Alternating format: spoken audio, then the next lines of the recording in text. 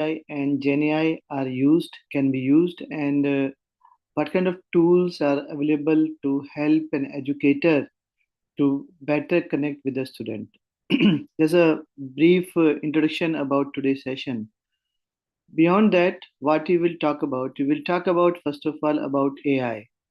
So, what AI is? So, there are a lot of things about AI, and when we interact with the student bodies, right? Even though AI is not a new word, it's an old word, but still, there are some information gap that I found in some students. So that's why I decided to include this session on AI. Then we will go to Gen AI, and we will try to understand how Gen AI works. Right before we get into these tools and techniques per se, we should understand how generative AI works. So, what is attention mechanism? What is this? How it tunes itself? How it answers the questions? How it generates the text? So, we need to understand that. So, once you start understanding that, then when we go to the specific tools, right, it will be easier for you to understand how they work, and it will be easier for you to use them. Not only the tools, but in general, when you are interacting with the students in your careers, if you need to understand how Gen AI works, so this session may be very helpful for you, right? So we'll start with this, and let's go to what is AI. So let's start with this thing, like what is AI. So AI is basically, when we talk about AI, so AI has a different connotation. So some people say that AI is, AI is like a drone which is flying in the sky, or AI is like a robot, right? And we got this connotation from several movies that we see around, where we can see a robot. He is going out and destroy the humanity and all, right? It can do anything. We have a lot of videos and cartoons, right, where we talk about a AI enabled character which is smarter than a human being. But where do we stand when we talk about AI, right? So let's start first. So in AI there are two words, one is artificial and second is intelligence. So when we say artificial intelligence, so we need to understand what is intelligence before we get into AI. And when we talk about intelligence, people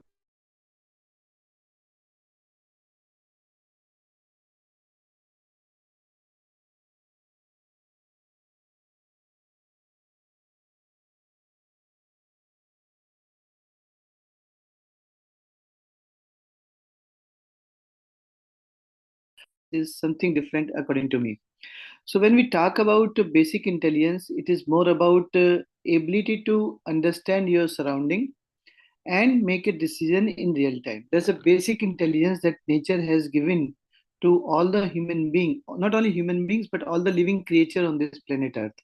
So when we say that, when we talk about animals like cat or dog, so they also have this basic intelligence, like they can understand what is being going around in their surroundings, and then they can start responding to that in real time without any programmatically. No one is telling that what need to be done in that situation. So they sense their surroundings, and based on that they take a decision in real time. Even a small worm or ants we can take, right? If you see how the ants work and how the ant colony works, they display the very intelligent behavior which nature has given them. If we say example of a worm, right, it senses the environment and take a proactive action. It cannot do much, but it reacts to the environment in real time. So there's a basic intelligence. So when we started this journey of AI, so our initial uh, applications were towards like understanding what is going on in terms of understanding by listening to things. That's where you say that chatbots like Siri or Alexa, where they were able to understand the surrounding by listening to what's going on in that, right? Then you have things like applications like understanding by viewing. So in that case, you see that you see the things around and you understand it. So we have a camera which is looking at the thing, but it's not understanding, right? But when you say a lot of AI enabled applications, they are viewing the things around it, and they're understanding what's going on, and then they take a decision on what need to be done next. So that's the power of AI. Now going forward, we have another paradigm into this, that is generative AI. So which distinguishes the human being from rest of the living creature on the planet Earth, right?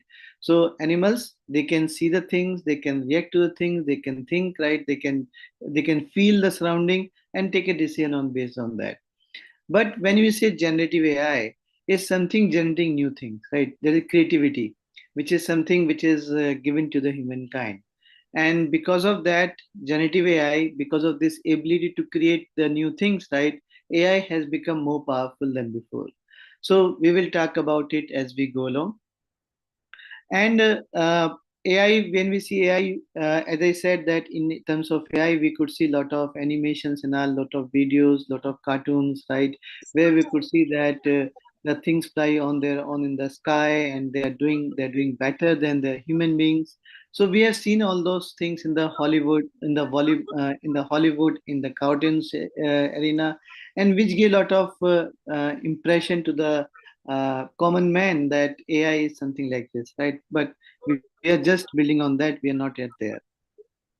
So when we take AI, it's something like not just this kind of animated kind of creatures, but it's more of like a decision making, like a pizza, right? If you order a pizza, so how the pizza is delivered in no time at your doorstep.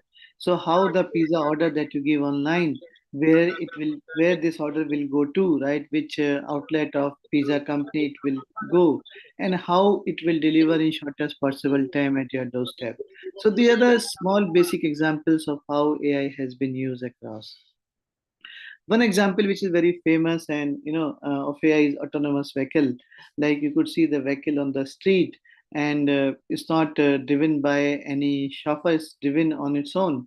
And in that process, like it makes a mistake, but it's avoiding lot of problems on the road, like road rage and all. So we could see lot of this kind of implementation of AI. And as I talked about ability to see and take a decision, so this particular capability of AI is used in autonomous vehicle, where it just sees the surrounding, and based on its understanding of the surrounding, it takes a decision like how much steering it needs to tilt, or how much how what decision it needs to take in real time, so that it takes us to the destination without any hit. So this example, let us see that this is autonomous vehicle we're talking about. This is Tesla car.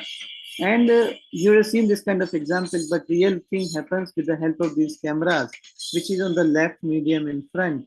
So it is seeing the surrounding using these cameras. And these cameras are helping it to identify the objects in the surrounding, and then helping it park itself in the parking bay. So this is an example of what I was talking about: seeing the things, understand the things, and take a decision in real time. And that's what the power the nature has given us, and to the all the living creature on the planet Earth. Let's move forward. AI is not something new. It is, we have been talking about AI for last few years, but it has been there since ever long time. But in 1956, John McCarthy he started this. He had a conference where this word AI was it was coined. But after that, a lot of work has been there, and scientists and computer scientists have been trying to understand how the human being makes a decision, how a small child understand the abstract, how they understand the surroundings, and how they take a decision real time. So a lot of work was done, but there was a time in 1980s where those work were kept because there were not much money, there were not much not much things were happening, but basic AI algorithms were developed during that time, but it didn't proceed because uh, nothing much came out of it. But uh, now it talks about another term, which is machine learning. So what is machine learning? When we talk about machine learning, let's take example of how it differentiate between cat and a dog, right? So you have a cat and you have a dog. So how machine learning differentiate between a cat and a dog, right? So this is a basic example, like when we, as a small child, when it tries to understand the differentiate between cat and dog. So what it does is sees its features, like how the face look like, how the tail look like, how the ears look like. So based on this understanding, it tries to differentiate between how the cat look and how the dog look like. So once similarly, the machine learning algorithm works, right? When we show them different examples of a cat and a dog, so it start understanding the patterns. It start understanding the features, right? Based on the features, it start understanding the patterns. And once we show them several pictures of different examples of cat and dog, after some time they start differentiating between, okay, this is a cat and this is a dog, right? So that's how basically machine learning algorithm works. So in last few years, we could see that there's a big trend. This trend of AI has picked up very fast, and the reason is that now we have a lot of data. You can see that everywhere 10 years ago, our mobiles were not so capable of storing so much of data. We didn't have capability to store so much of data and process so much of data, and we didn't have so much of basically it's about data. AI is more about data. So as we see that more and more data, digitized world is there right around us. We have seen a lot of data around us. We have seen in terms of cloud computing, you have capability to store the data and process the data. So once we had this kind of capability, now AI algorithms have start kicking off, and lot of work has been done in last few years in the field of AI, and lot of new capital has been invested in field of AI. Governments are investing a lot of money into the field of AI. So lot many application, lot many implementation of AI you could see around right now every day. If you compare today with approximately 6 7 years ago, we could not see so many implementation of AI or applications of AI around us. But today, we see them more and more. Lot of applications, lot of implementations of AI around us. So AI, what we see today is we call it artificial intelligence. But tomorrow, what we want to see is not much of like it should not be a threat to the mankind. We don't want to have a person based on AI, which is going to be the threat to the humanity. But we want to see an AI as a companion of us, right? Who is going to help us in do our day-to-day job, and it's based on those algorithms and silicon and all those processing power it has. So key point to make here when we talk about AI, we should keep in mind the ethical side of AI, and we should as an AI community, we should work towards the AI as a ethical AI for ethics, right? And it should be used for betterment of the humankind, not for the other side of humankind. And AI do possesses do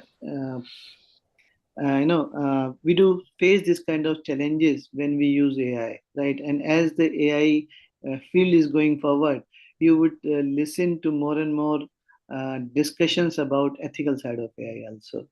So we need to be very careful about ethical side of AI. So now, if we talk about how to differentiate between a bot and a normal bot and a AI-enabled bot, so what we have to see that if you train a bot right on a specific thing, like it's a weather forecasting bot. So a normal non-AI bot will be able to answer anything about weather because trained on AI is feed information about. Those weather specific thing. But if you talk about time, if you talk time in Tokyo, probably it will fail.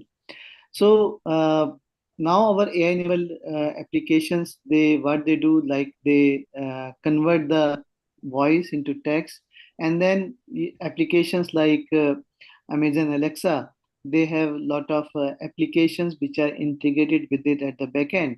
And with the help of them, those kind of applications, what it does, it connect with the other applications at the back end and give you the answers, right? So that's how it works. So now let's forward. So let's take an example of Gen AI, right? So we move to the field of generative AI. So first, there are two different things of Gen AI, right? First is that we see in the Chat GPT and all, we are creating the text, but this example is more about creating the, creating the uh, images, right, and videos. So we'll see example of how generative AI is able to create those new videos, new photographs, right? You would have seen those, but just to put in context, right, how generative AI is able to create new things, right? So let's take example.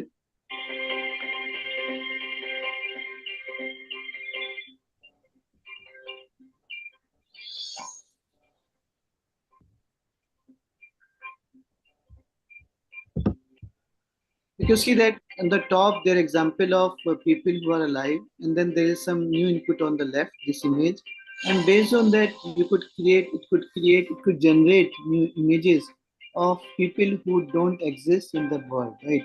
So if you see that this bottom row, based on two inputs, right? One input is existing image, second input is some new image, anything else, source B, and then based on combining A and B, it's creating something new which does not exist, right? So that's how the generative AI capability works, right? That it has one thing, then based on other new thing, right? It has based on knowledge and based on new inputs, right? It's able to create something new, right? When we go into the generative and ChatGPT world, we'll see more of this in next few slides. So now let's go to the theme of generative AI and ChatGPT and understand how generative AI works, right? Let's see this example. And in this process, we will understand the how generative AI really works, right? That's our focus from next few slides from here, that how generative AI works. So let's take example. You are working on a script of a movie, and in that script of the movie, you have in the script of the movie you have uh, a question to a chatbot, and there's some question and you expect that that chatbot need to complete that particular question that has been asked. So similarly, you have a very smart machine, right? If you ask a question, you put any content to it, it will predict the next word what comes next, right?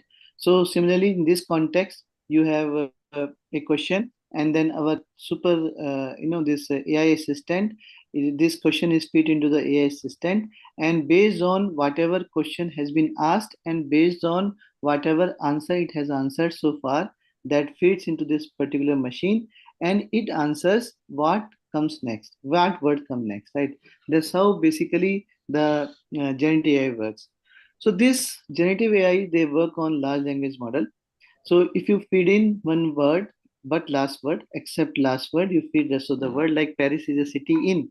So now it is to give answer. What is the answer for that? So it will predict the next word based on some probability. So it will predict several words, right? And one word will have higher probability. So the word which has higher probability, it selects that word, and that is your answer. So Paris is in city. France has highest probability, and then it gives the answer as a France.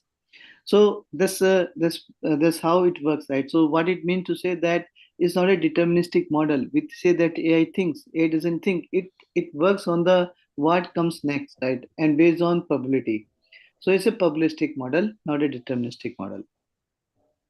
So now you see set a case, right, that you have one conversation, you set the conversation tone, and then you have a question from a user, and when this both together are fit into this machine, the AI assistant based on these probabilities will keep on answering what comes next based on these probabilities only, right?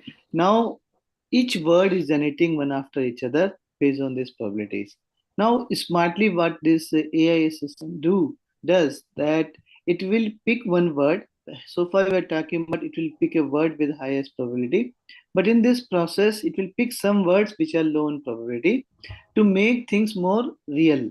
Otherwise, you will see a lot of answers similar, but here because at random it will pick some words which are not of the highest probability, so we would see a lot of difference between the answers generate every time any chat GPT generates an answer. There's a lot of difference between them. So there's the basically the reason, one of the reasons behind it. So this word, right, this large language models have been trained on thousands of such kind of content across the internet, and the kind of understanding, kind of knowledge it has accumulated within it, that if in person like human being like us, if it tries to read those contents, right, day and night completely, it will take him or her to 2400 years, right? So much of knowledge this large language models has accumulated, which is not possible for a normal human being. So this large language model, if you see that they have a knob. If you go to any factory now, they have some knobs. Using those knobs, you can control some of the parameters. Like if any machine you have a knob, you can control the temperature or pressure, anything like that. Similarly, we have these knobs. So we call them the parameter or weight.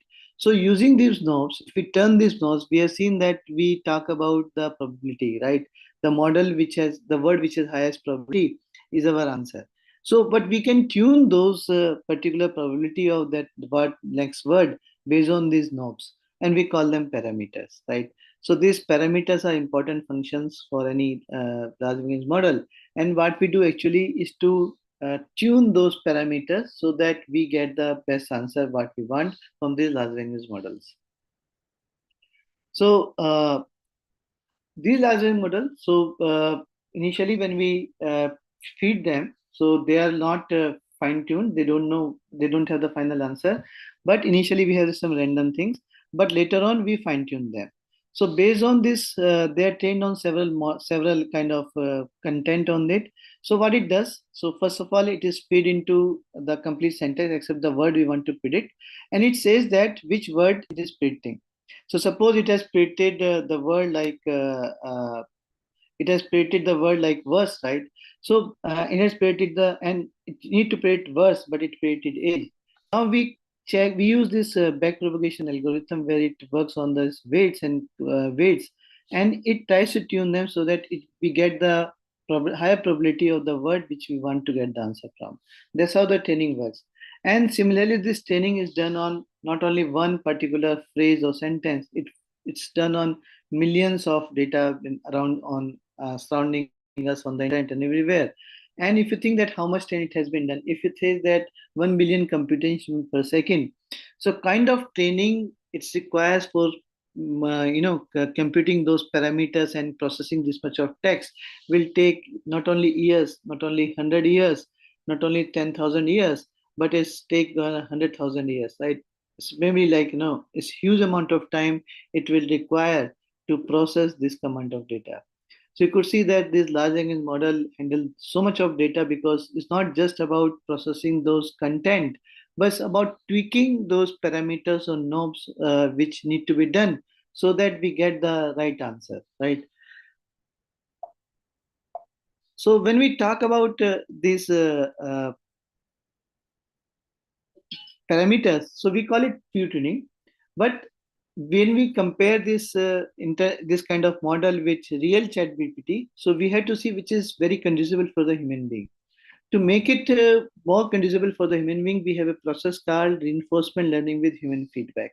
So what it does, lot of human, it's not only automated, lot of human beings, they keep on watching the output from these models, and then keep on correcting them, and thus learning is feed into back into these models, so that we get more answer which is very conducible to the human being.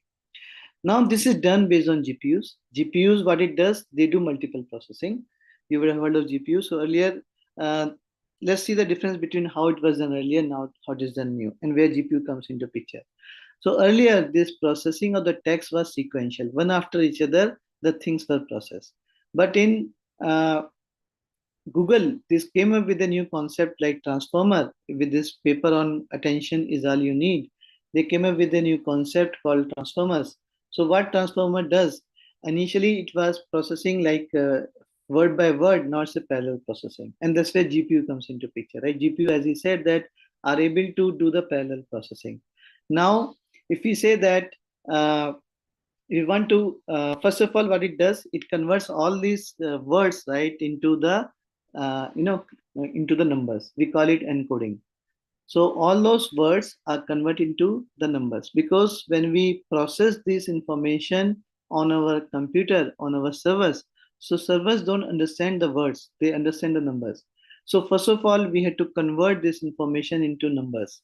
And in these numbers, this information is encoded. We need to understand that is processing of the numbers, not the processing of the words. And we need to convert those words into numbers. So first, these words are converted into numbers. And based on these numbers processing, these numbers are processed into our LLMs, right, into our processors, and we get our answers. So now see that what is attention mechanism. So attention mechanism, what it does, suppose here each word talks to each other in this particular context, right? For example, it tries to understand context. For example, bank. So bank may have different context based on the different context, their different meaning on different contexts. So if we talk about bank, right, in the bank, if you say that the river bank is different and the bank where you deposit your money is different, so how it will understand what we are talking about, which bank we are talking about? It will understand that from the context around it, right? That's where mechanism comes into picture. So it need to understand the complete all other sentences, all other words around it, and once it understand all the words around it, it will understand which bank we are talking about. And there's a role of attention mechanism. So attention mechanism help us understand the context, and this information is feed into this particular one of these encoded vectors, right? Information is encoded over there, and if it needs to fine tune, it needs is fine tuned to ensure that whichever bank we are talking about, this bank particular is encoded over there. So if it is bank where we deposit the money, so that this particular vector, this numbers will change. If it is like a bank, river bank, so this number will change, and it updates based on the information it learns from uh, the the words surrounding it. So if you say that attention mechanism, so how it works, right? So attention mechanism, it has like these layers. First is attention mechanism, then is feed forward layer. In the feed forward layer, you have all this information which is basically stored, right? Whatever we learned so far. So there's several layers of feed forward layers, attention mechanism, and that's where this information attention is this understanding of our LLM grows further and further, and it understand every layers of attention and feed forward mechanism. It understand the context better, it understand the questions better, it can understand the language better, right? So this is the role of these layers that we have here. So after many repetitions of that we have, finally we have one number. So this number will give us our answer, right? Finally we have a number, and this number again will have this kind of numbers, and it will assign a probability for each number. And the word which has highest probability, right? Water has a highest probability, in this case is 51%, will give us the answer of this particular uh, question. Down by the river until they jumped into the, so it is basically is assigned the probability at the end. So based on these parameters, based on this content, right, what is learned, our large language model are able to give us a answer to our question. And that's why when you keep on feeding the questions into it, it will keep on giving you the answer that you're looking for. And that's how you have this kind of amazing machine which gives you the answer, and how it works, right? That's what we try to understand with this short video. Now we go to the next section of our today's presentation. So where we will talk about some of the tools that you as an educator, if you are a student or if you are a researcher or if you are a teacher, academicians, what tools are available. We'll see example of three such tools today, which will help you to, there are several of them, right? There's not one, but there are several of them. But we are going to see a couple of them, right? So that it helps you in your session plans, in conducting your classes, in taking notes, in if you're a researcher, right? If you need to find out more, if you want to do more, uh, you know, find out a related research paper, related work about your topic. So you get a lot of this kind of answers from those kind of tools. Those tools will basically help you in that. So let's go to the tools, right, and see that tools one after each other. So one second, let me share my another screen.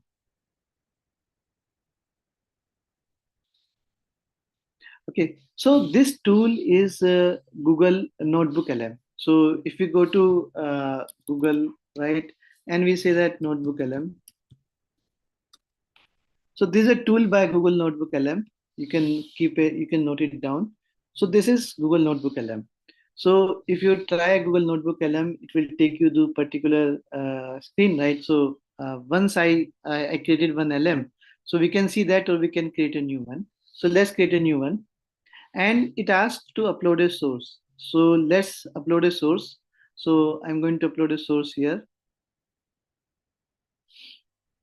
So I have one content, one PDF in my system. I uploaded that. Now this is about velocity and acceleration, right? It's a physics topic. Now what it does, so it creates a summary of this particular content, what it's been there. Now you can create so many things from this, right? It's a very one page kind of content that I loaded, because bigger content will take time. So we can create order overview. So we can generate two-way conversation. It will take some time. You can start typing. So we can say, we can ask this question, what is speed? So it will answer this, what is speed, based on the content that we have loaded, right? It will not take anything outside this context. It will not go to ChatGPT or Gemini for the content in the surrounding. So what benefit you get is that, suppose you have one particular note or one particular content or textbook, and you want to answer based on that particular thing only. You don't want to go to the open network, right? Open space where everything it can go through.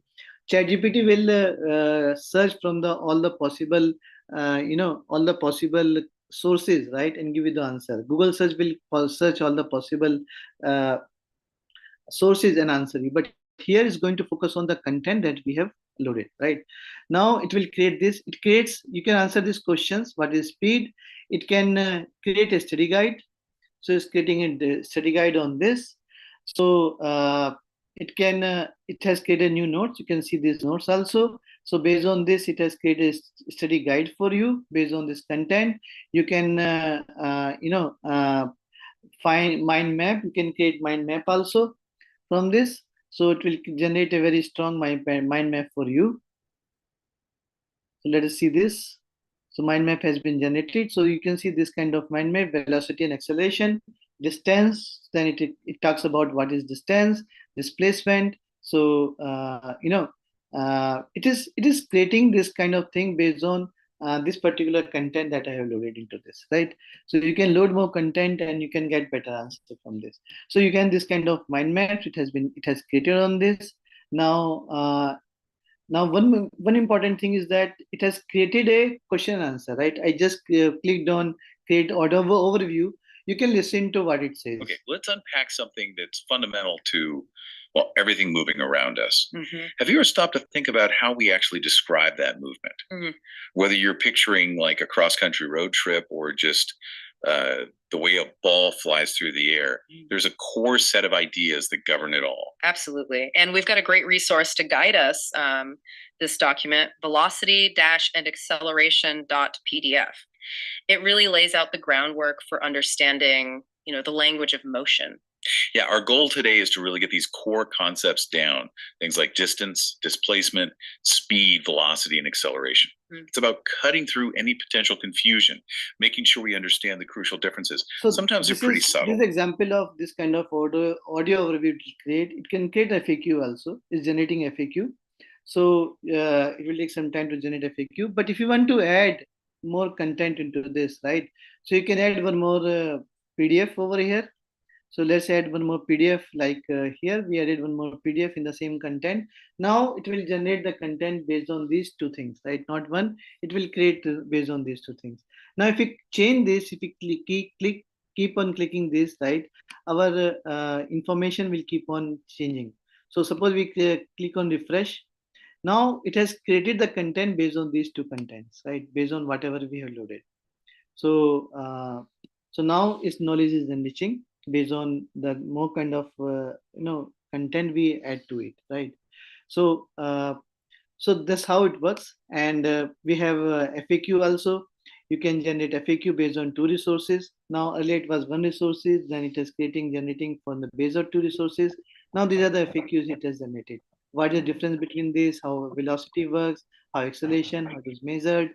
So it will help you generate this. So how it will help the students? So suppose your teacher has given you notes, right? And you want to deep dive into those notes. You want to do, it's a big note, right? Probably 10 pages, 12 pages. You want to get some summary out of it. This particular tool will help you over there, right? For teachers also, it helps you to generate FAQs, to create the content, which is very, very easy for a student to understand, creating those mind maps, creating this big audio, podcast kind of thing, right, for a student, so that they are more engaged over there. Now, another is this particular tool, which is Notion AI. So Notion AI, similar thing, right? It helps you to create the notes and generate content for the class. So once you log in, so you can say that what you are using it. You are using for notes, or you are using for lesson plan. You are using for group project, classroom management, job application, research. So these are the options it will show you. So you say that you're using it for lesson plans. So you are a academician. You are using for lesson plan. So you can say that how this tool will be generated. This tool can be used for national plan. One important thing about Notion AI, even though this is a proprietary tool, but for limited users and for educators, it's free, right? So what you just need to log in using your, either you can sign up with your email ID, or you can directly log in using your Gmail ID, and it will help you, right? So you can get started. You can, click a new page on the start bar. So these are tools which will help you. Here you say lesson plans. So you can track your lesson plan. You can create your lesson plan. You can do a lot of things, right? You can keep a track of your lesson plan, lesson date, status, type. So it helps you to do that, right? Your lesson calendar, what you're going to do when. So it helps you to do a lot of things over here. If you're a researcher, third tool we are going to see is consensus.ai, right? So this is consensus. If you're a researcher, right, and you can see that AI research engine for research. So consensus is basically for AI, for uh, for research only. So you can ask these questions, right? Do exercise improvement cognition. You can ask it any questions, right? It will answer you. So you can see this video over here. So it can ask you, it can ask any question. You can synthesize. It use several tools, right? It use Microsoft Copilot also. So it has given the literature review over here, like it has given all the information that researchers want. So nutshell, this is a very powerful tool if you're a researcher and you want to use AI for research, your literature review, your finding the docs which are useful for you, those previous research papers, citation. So it helps you in that purpose, right? So you can ask it question and simple language, simple way, it will give you the information which is required for your research. So it has it can search to 200 million research paper across domain of science and academia, and it gains faster from it use both OpenAI and custom LMs, right? There's a advantage of this site.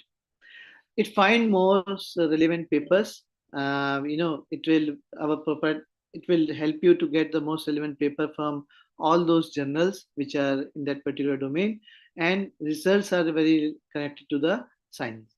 So that's another thing, and it helps you to see that where the things are citational, it takes care of it.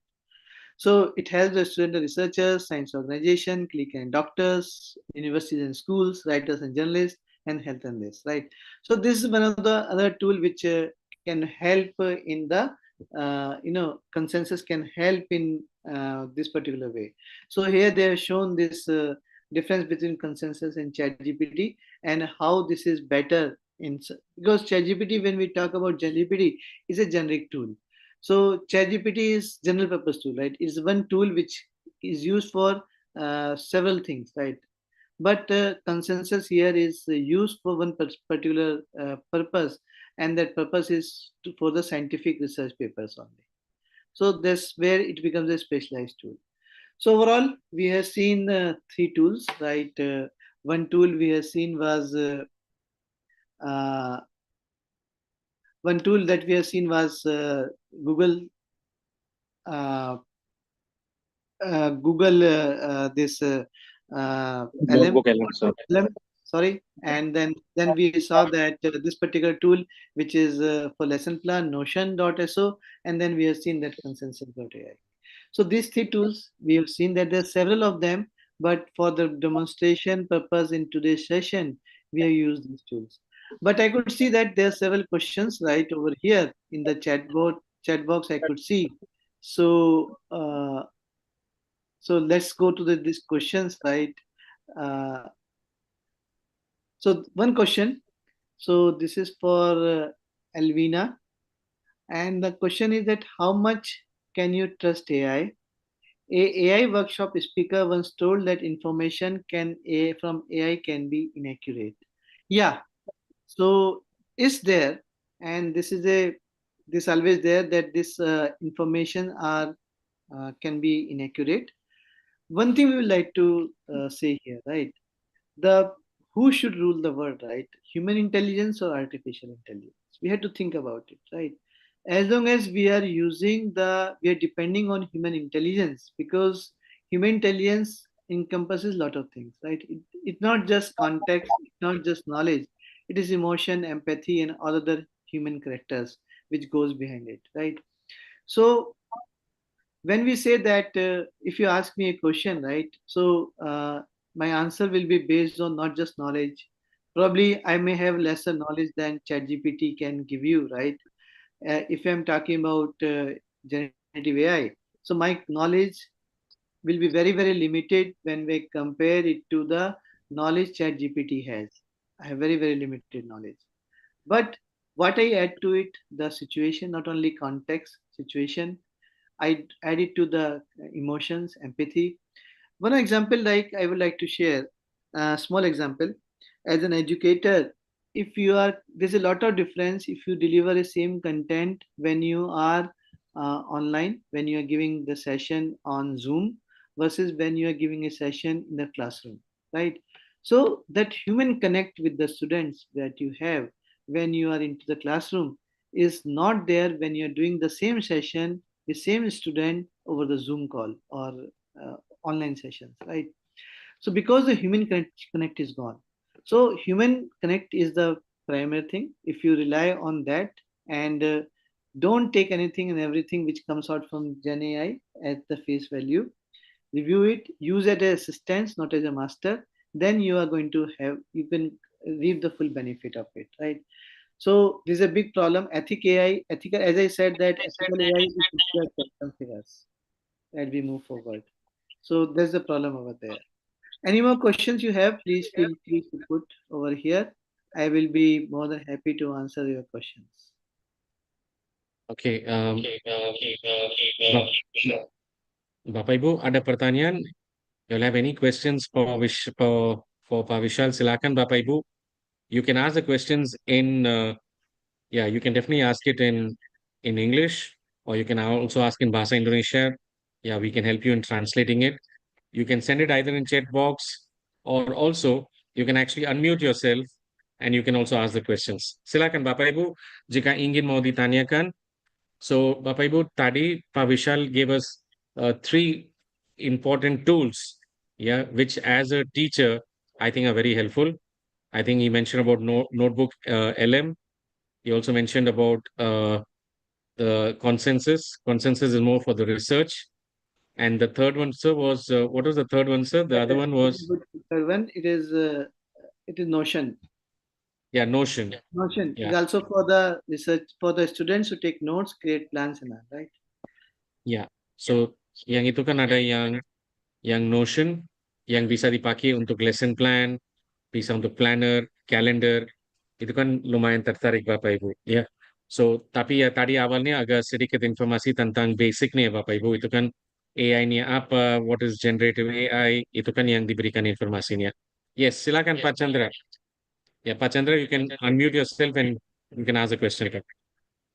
Yes, thank you, Mr. Bisaljan, that already explained us about three important AI that really helpful. It's Notion, consensus, and the last. Notebook But balance. I really focus on the consensus one, because sometimes the teachers need to have scientific writing to help them to do such a practical or mini research. But what I really want to know is, do you have any suggestion about how to humanize that consensus articles to make us more not really on machine, that one? Do you get a point, sir? Your question is that how can more humanize it, right? Yes, sir, because sometimes we know that when we focus on only the consensus, sometimes it will be detected that it's not made by the teachers. So what do you think about that? Do you have any suggestion to make it, and what point that we can get through that consensus, whether the big point or we just copy and paste, or do you have any suggestion for teachers? See, I will answer the same thing again, right? It should be used as an assistant tool, right? Not the replacement of assistance. So if you take if you take this tool, even ChatGPT, right? So we see a lot of places where, when we give assignment to the students, and if any coding example, let's say we give a coding project to the student, right? So what the student do? They go to ChatGPT or DeepSeek or any such tool, and they put the question over there, put some time over there. It gives all the code to you, right? It gives complete coding, and your project is over in no time. Now, the teacher has given this particular assignment to the student to learn, right? It is not just to score the marks, right? It is giving this particular assignment to the student so that the student can learn how to code and how to solve the problem using the coding, whatever is the objective over there, right? But the major objective is to learn to solve problem, right, using a tool called coding. It may be Python or some other tool. But what the student has done, he has gone to ChatGPT or DeepSeek and put the problem out there and find an answer and submit the report, right? So who is at the loss? Loss is with the student. Probably the student will, get more time for something else. The student will get more marks because the answer is very good, coding is very good, teacher may be impressed, right? But the learning is gone over there. So if you are using these tools as your assistant, right, they are very powerful. As long as you allow them to be a master, right, as long as you allow them to sit on your head, then no, because they're prone to hallucination, right, they're prone to errors, so they may give you wrong information. So if you're a researcher, if I have put my question into my into consensus.ai, and consensus.ai has given me an answer to my question. So, but as a human being, as a researcher, I should go through the content, see the validity of the content, make the necessary tunes over there, probably write in my own language so that right now we are not just checking the plagiarism, but we are also checking the AI generated content, because a lot of people are copying pasting the content from the internet, right, from the AI tools. So we have to ensure that our the answers are we have taken the input from them, we have gained the knowledge from there, but we have to add our own intelligence to that, and there's no replacement for that. Well, thank you, sir. And then may I have another question, sir? Sure. So actually in our school, we have applied a smart digital classroom. So all students has their own iPad to learn, and also the teachers. So the point is, sometimes we are trying to adapt the AI in the classroom setting. But the problem is how to limit their creativity to be still in the limit that is still okay. Because sometimes they're doing it too far. They try to make the prompt to be into more, not only for learning, but more than that. How to limit the things? Do you have any suggestion? And maybe related to this positiveness, of course, it's good, but they are more creative than us. They try to find more and more because they are curious and how to lead this into the right path. Or do you have any suggestion? Not only students, I have seen people like us, right, who have been there, working on this field for a long time, and writing and generating text and all. So psychologically, I have seen, including myself also, right, as we more and more we use these tools like ChatGPT and all, right, more and more we are inclined to copy and paste the content we get from there, right? So how it is impacting us, right, is limiting our ability to think, number one, and second is limiting our capability to comprehend, right, and generate, right. So there's a very bad effect on us because of that, and there's a negative side of AI and this generative AI. Students, if they are like too young, maybe sixth standard student or seventh standard students, they need to understand how to structure the content they're generating, how to write good English or language, right? How to solve those basic math problem, and if they're depending on those for those things on the Gen AI applications, right, is going to hamper their cognitive growth very much, right? It's not good for them. So as a teacher, uh, we can control, according to me, I'm not I don't have any definitive answer for this, right? But as a teacher, we have certain things in our classroom to control on, but once the student goes home, we don't have much control on how he or she is submitting their content, right? If the Sometimes you can check through the generative AI whether this is from generative AI or it is from uh, other tools, right? So, or it's on created. So we need to figure out that, right, based on our understanding, and we had to spend a lot of time to ensure that students are not submitting their assignments based on generative AI. They're creating that. We have to promote that kind of culture in the class. We should promote that if a student has given us answer based on his intelligence, not based on generative AI, we need to acknowledge that and promote that. So it's our teachers also. If we are giving more marks to the content which is from the generative AI, because it's more structured, it is more layered, it is more is better in everything than a student has written himself or herself. If we are giving more marks to that particular content which is from the generative AI, so we are promoting bad behavior. So certain things we can do in the class, but yeah, because every student has those tools and techniques in their hands, they bring into the classroom, they have at home, they have easy access to them. Very less things, according to me, we can control on that. So there's a very big negative side of generative AI. Okay, Hope thank I you, have sir. right. Okay. So any more questions we have? Please feel free to answer. So I have given you example of 3 4 tools because I thought that I will not have much time to go through a lot of tools, but there are several more tools. You can always go through the Microsoft Copilot. Is also very powerful tool to generate the PDFs and all. So I could not include into my presentation because I thought that the timing issue may be there if we go through several tools. So Microsoft Copilot you can always try, and it comes with Office 365. Is integrated with Office 365. So if you have licensed version of Office 365 or you have version of Office 365, right, online version of Office 365, you need to have online version of Office 365 for that, so that you can generate the your PPTs and your content based on that. So these tools like which I talked about earlier, it will help you to generate your PPTs also, right? Notion.ai also help you based on you give a content a topic, and it will generate the PPT for you around that particular topic, right? So uh, this Microsoft Copilot also you can try.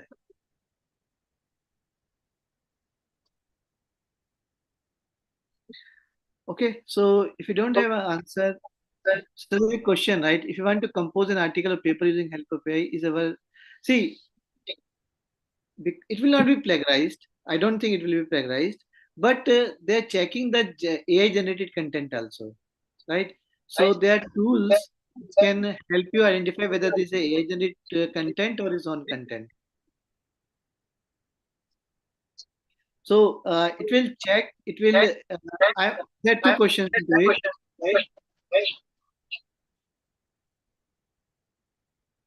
I'm sorry. Can you coming in, Maluddin?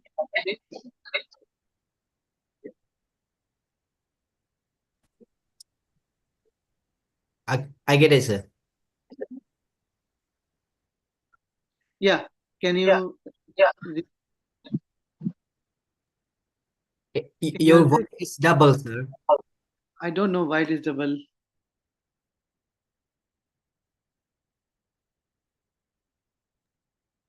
Can you try once again, please? Hello. Is it double again? No, sir. Okay. Keep going, Okay. sir. Yeah. So the question is that if we want to compose an article, so there are two part of it, right? One is that whether it's plagiarized. Yeah, there are two. One is moral side of it. One is technical side of it, right? So if you are publishing an article, it should be your own content, right? Plagiarism is try to see that you're using your own creativity for that. You're not just copying some other works, right? So yeah, you're using the generative AI to write an article. So that's one thing. Second thing is that when it comes to the technical side of it, that whether it's considered as a plagiarism. So as we know that there are several plagiarism checking tools, right? If it passes through those plagiarism checking tools, then it's not plagiarized. But now we know that there are several tools, several content, right, which are AI generated content, right? People are simply using AI for their research and all. So as I said that if you're using AI, Gen AI for your help in writing the paper, it's good thing. But if you are copying and pasting everything, then it will not pass the AI generative to content checker, right? So it will stuck over there. So please ensure that you use that AI tool as assistant, not the sole thing, right? So you can generate ideas, you can generate your thoughts, right? You can get a lot of hints, you can get a lot of information from that generative AI and use that to build more on your content.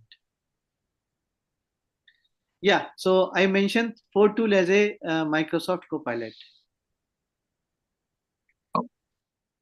Okay, Vishal, so just want to check with you now. If, for example, the teachers, like we do give a lot of assignments to the students, and we know that off late, a lot of students, they're actually using the chat GPT. They just copy paste and they do it. So are there any tools where we can find out that the plagiarism is done by the students? I mean, from a teacher's point of view, that if the student, the material what they have provided, is it plagiarized, or is it only from chat GPT, or is it the original work? Are there any tools or any way where we can check that out? So if you go to Grammarly, right, a tool like Grammarly, right? So Grammarly, if you go to, so it's also free tool, but certain things you need a license for that. So let me sign up. Let us sign up with Google.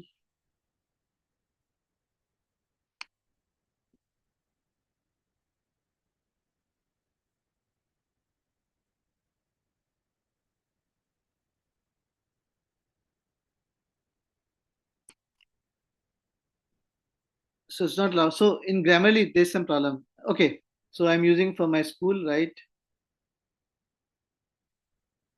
So if you go to Grammarly, it checks both, right? It checks several things out of it. Uh, so coursework, post, public. So it not only checks the plagiarism, but it checks the AI generated content also, right? So here, if you see that it will free version, I don't think it will check the AI generated content, but Grammarly does help in checking the AI generated content.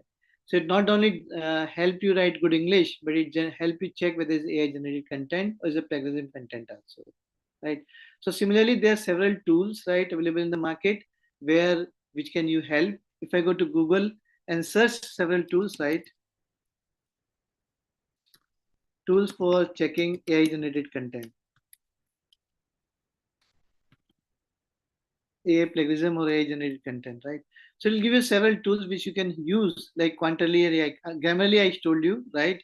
Originality.ai will also help you to check whether this AI generated tool. Because when you use AI, it tend to use certain words more often. It works on that particular thing, right? It tends to use certain words and certain things more often than a human generated content, right? It use some patterns, right? There is some pattern in the answer it generates.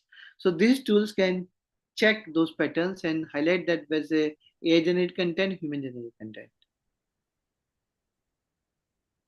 Okay, so that's very useful, Vishal sir, because that is one problem which we are facing is students use a lot of the AI content, and we really do not know whether it is there.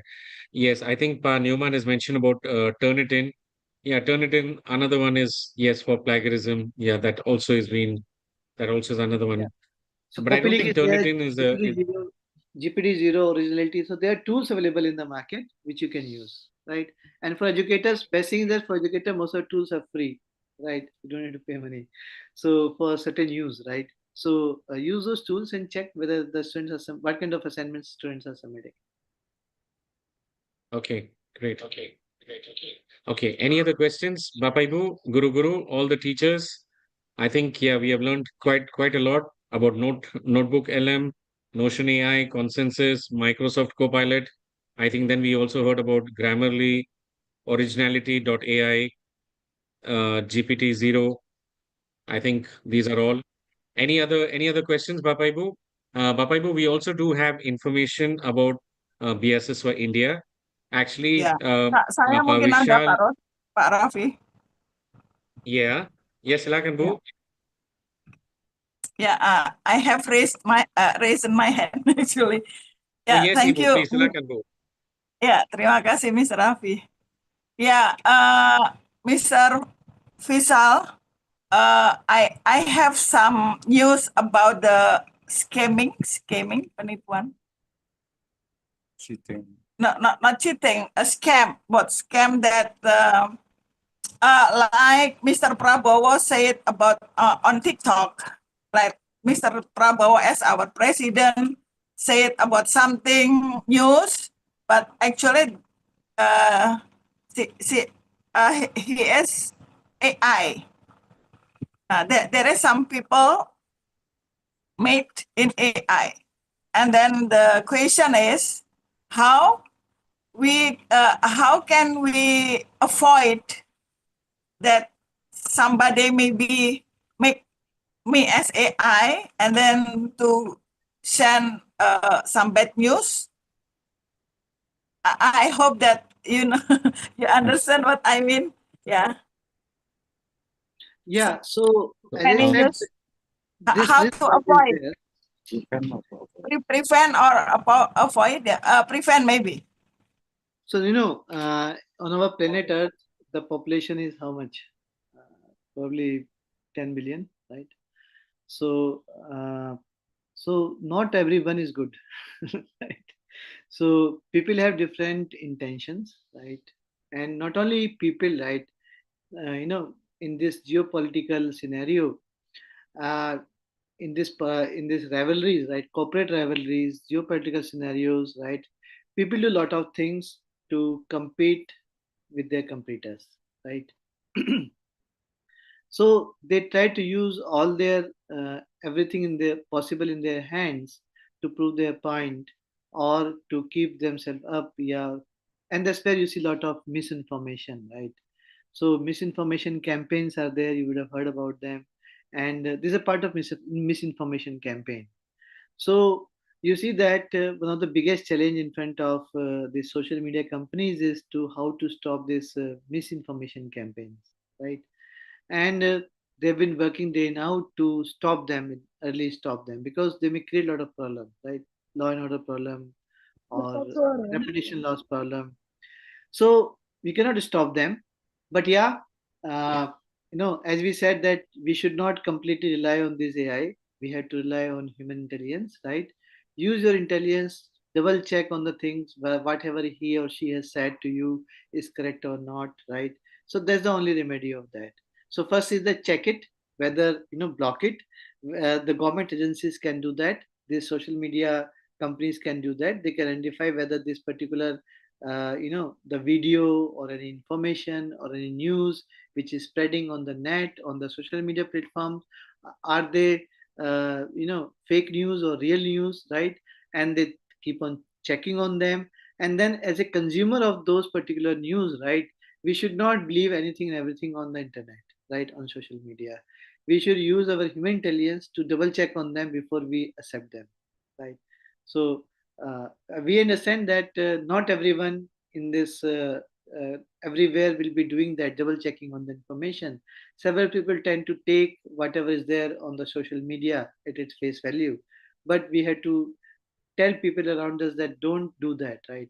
Whatever comes on social media or whatever comes in news, right, double check it, double check on the facts. So since you have one thing in your hand, if you see that any political leader, his video or audio has been morphed, right? I give example of one generative AI, right? How the new videos have been created. So same tool can be used, right, to create generative video where the person remains same, voice is same, but the content he or she is talking about is entirely different, right? So AI can very well and easily do that. It's not a big thing for AI, but we have to ensure that we don't consume everything uh, based on its face value. Okay, double check on that. Yeah, thank you. Because if there is not AI, like link this is hoax or not, we have some maybe like in Google, so we can put the link and then this is true or not. But I don't know about the AI, but this is double check. It's Okay, double yeah. check it. It's like a power, right? So whenever human being got some power in its hand, right? There are two things. They misuse it and use it. So our history, right? If you go to the human history of humankind, wherever they got some power in their hand, they tend to do both, right? They use it for good and they Yeah. misuse it also, right? That's where you see all these wars and all those things around us because they're misusing the technology, right? Yeah, I There know are always, because there are because always I both have a side of, friend. yeah, Yeah, there are always both side Mr. of Mr. this. Fisa, I Sorry. have a friend, the owner of social foundation in Indonesia, and she is popular. And then on TikTok, she said that if you give me 1 million, satu juta million, right? Yeah, 1 million. So we will give 10 million. It's like that. Yeah, maybe like give away, but actually there is a hoax. Yeah, there is And hoax, then so right? many people, yeah, and then so many people said, phone her, and then yeah, call her, and then she asked me to advise what must be there. So you must say to the police, and then yeah, I don't know, maybe they said that to make sure that it is not me, this is AI. Yeah, that's right. Maybe from photos, yes, from the pictures, and then to be AI on video, it's like, but the voice, it's truly really like her voice. Yeah, this is It has to be information. This the population has to be trained on this, right? So, for example, I give example. It is in India, right? In India, in recent past, there were a lot of cyber crimes, right? Where poor people like people who are adults, like no, not adults, they're senior citizens in their 60s and 70s, right? They were specifically targeted, and those criminals, right, using those social media tools and those tools, right, try to implicit them and took money from them, right? So what the now government is doing, they started information campaign to educate people about not to get into this kind of frauds, right? So what we can do to train to tell our community to be aware of this kind of hoax, right? But as I said, that this is also eternal, right? Thief and police, right? So a thief knows how to checkmate the police, and police know how to catch thief. So this rivalry is going on, right? So more and more, our administrations, our law enforcement agencies, more and more careful they are, and smarter these cyber criminals becomes, right? They trying to find out new ways of cheating the people, because how they cheat people is their thing they do, right? So these cyber criminal people, they know, they try to find out new and new methods every day. They try to find out new techniques to cheat people, right? So only thing is, double check on, don't trust what is coming in from social media, double check on it, right? So that may help you. It will save you, I don't know, but it'll help you. Right. Okay. Thank you so much, Vishalji. Thank you so much. Thanks a lot, sir. Okay, if you all have any other questions, please put it in the chat box. So what we will do now, Bapa Ibu, sir, you could, if you don't mind, sir, you can stop sharing the screen, sir. Okay. Yeah, thank you. Yeah. Bapa Ibu, there's one important information which we want to share with all of you all. Just give me 1 minute. Yeah. Sebentar.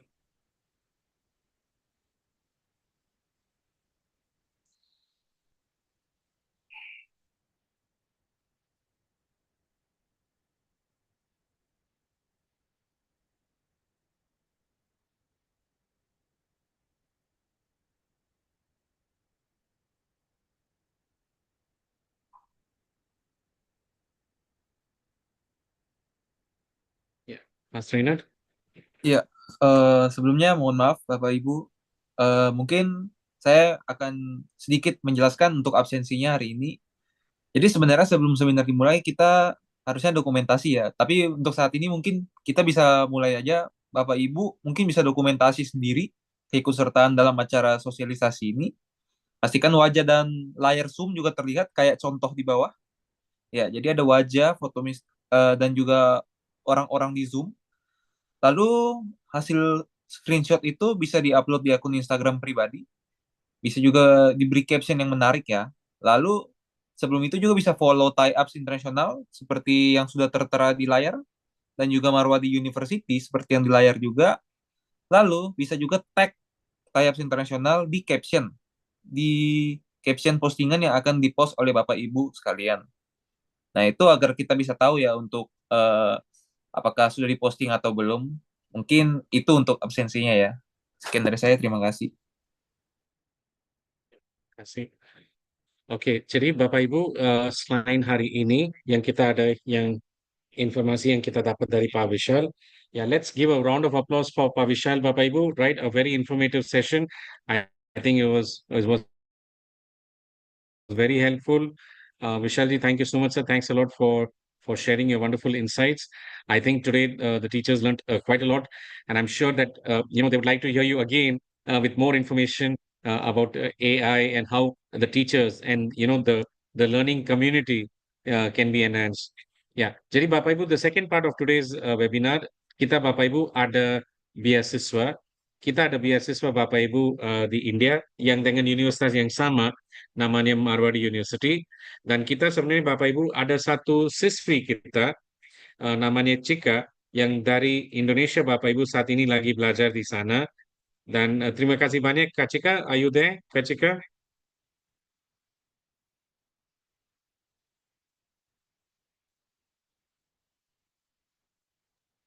Halo Pak. Ya Kak Cika. Are you there, Kak Cika? Ya Pak. Yes, ya.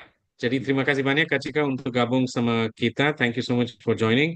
Jadi Bapak Ibu, ini adalah Kak Cika yang siswi kita dari Indonesia saat ini lagi belajar di Marwadi University. Dan kita undang hari ini beliau untuk sharing informasi sedikit tentang program beasiswa yang tersedia dari Universitas Marwadi University. Ya, Kak Cika silakan Kak Cika. Mr. Raffi, can you put the what is it? Yang disematkan, Pak, Mr. Faisal. Apa Bu? Dek Cika nggak kelihatan, yang nampak Mr. Fisal. Can you dilepaskan sematan dari Mr. Fisal? Maaf, Oh ya, sebentar ya Bu. Oke, pin ya karena mungkin pinnya beliau adalah yang ini. Pak Ya, Fisal. sebentar ya Bu, sebentar ya, sebentar Bu. Ya.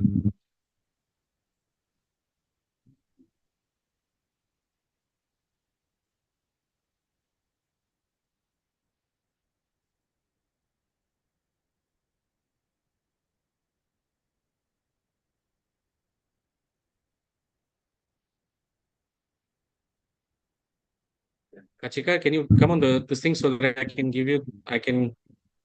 Kachika, can you activate are you on the camera? Yeah. Iya Pak, tolong ulangi Pak. Ya, sebentar ya, Kachika, why I'm not able to. Oke, no worries Pak.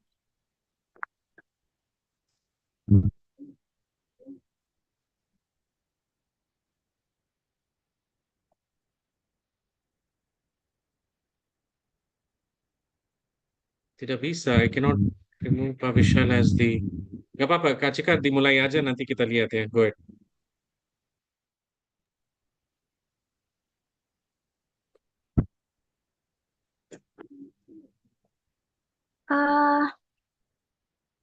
Perkenalkan Bapak Ibu semua, nama saya Asika Ifadia, biasa dipanggil Cika.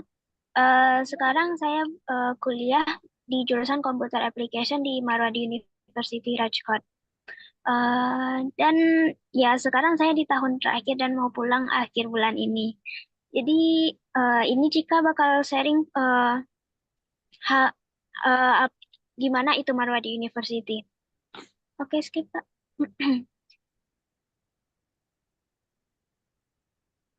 Yang pertama,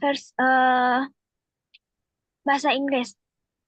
Apakah bahasa Inggris harus bagus waktu ke India? Jawabannya boleh enggak, tapi kalau misalnya iya lebih bagus. Soalnya contohnya, pertama waktu Cika kesini 2 bulan pertama gitu, itu bahasa Inggris Cika masih kayak basic banget gitu. Kayak ngomong itu harus diulangi 2 atau 3 kali, atau Cika nggak bakal paham gitu. Dosen-dosennya itu pun bakal paham gitu. Soalnya kan kita beda-beda daerah, beda accent, beda logat gitu kan Bapak Ibu. Aku di YouTube ya. Nah, terus kan Monggo yang mau itu. Bo, Iya, kalau nggak pun nggak apa-apa. Itu yang juga bilang tadi. aku ambil Ria. Iya, untuk David. Nah, aku kan tenang apa itu jenis dulu deh. Itu loh, di perempatan kanan itu loh. Dia bareng aja, Mbak, aku di Rono. Suara Cika aman kan Bapak Ibu-Ibu? Aman, sempat agak ke distract tadi. Oke. Terus tadi ada yang di bawahnya bahasa Hindi. Enggak. Perlu kah bahasa Hindi? Enggak perlu. Soalnya totally itu 100% English. Tapi biasanya kayak misalnya kita kan kelasnya gabung sama anak Indianya sendiri. Itu kalau Cika pribadi dosennya bakal ngajar kayak 10 menit, ini bakal diajarin pakai bahasa Inggris. Terus 10 menit berikutnya dosennya bakal ngajarin pakai bahasa lokal mereka gitu. Jadi kalau total mesti 100%, tapi kalau misalnya ada yang minta diajarin pakai bahasa mereka, dosennya bakal kasih waktu gitu. Next, Pak. Nah, ini kayak denah dari kampus itu sendiri. Kita contohnya dari pintu masuk, kita dari sudut di kanan bawah. Sebelahnya kan itu ada parkir, terus ada Tagore Building.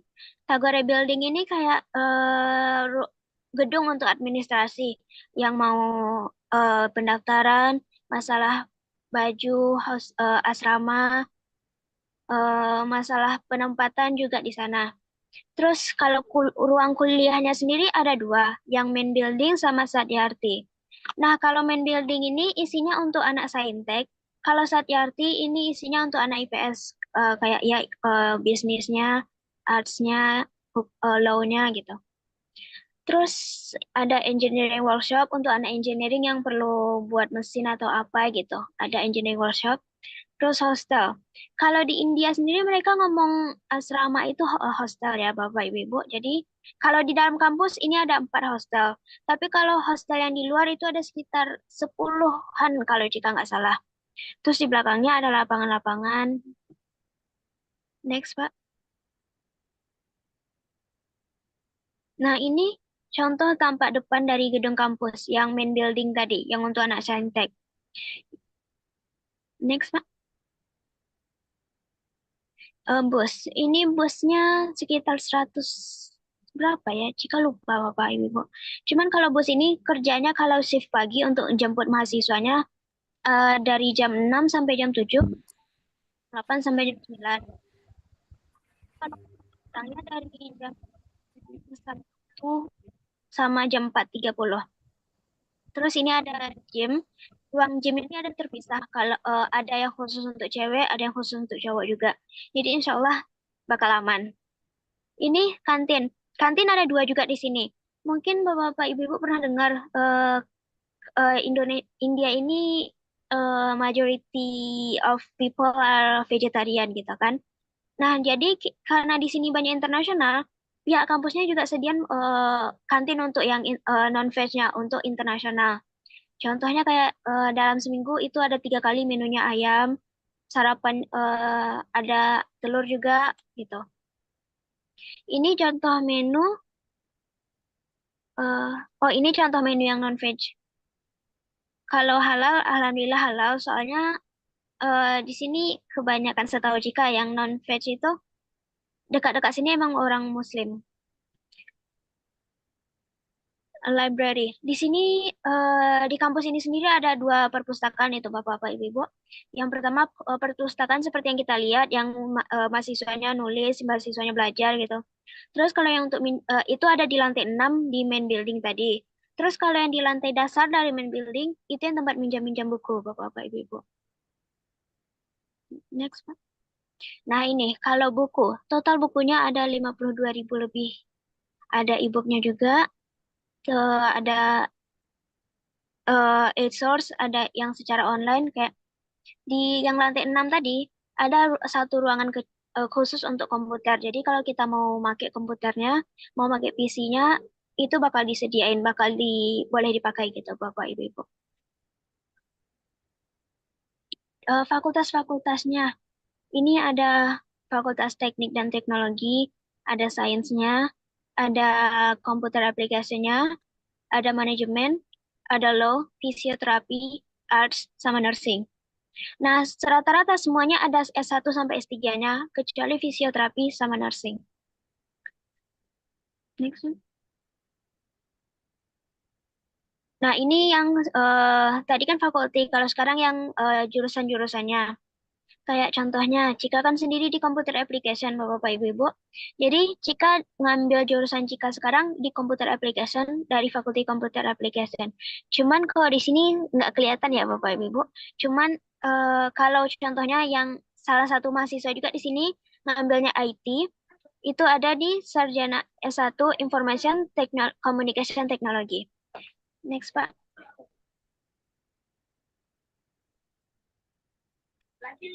Ini dari yang law sama manajemen studies itu kan dari anak IPS yang di Sadyarti Building tadi. Next, Pak. Ini yang arts, yang sains ya kita yang dari main building. Kalau arts ada di Sadyarti Building atau law building. Kalau PhD itu hampir semua bisa. Sekarang asrama.